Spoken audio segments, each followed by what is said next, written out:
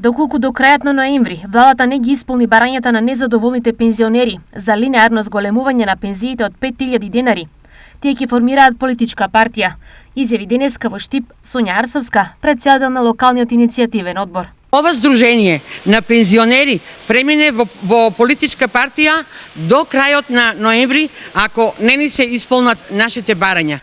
Образложението за ова е незадоволството од владата, но пред се од работата на раководството на Сојузот на Сдружение на пензионери, но и партијата на пензионери, за која велат дека тесно се работува со власта. Глуви останаа на нашите барања и госпоѓа Тренчевска и премиерот Ковачевски, а најмногу и председателот на Сојузот на Сдруженијето на пензионери на Република Македонија, госпоѓата Станка Трајкова, која е платена од нашите пари и треба да ги брани нашите интереси. Партијата што не застапува во парламентот, а тоа е господинот Илија Николовски, не ги застапува нашите интереси.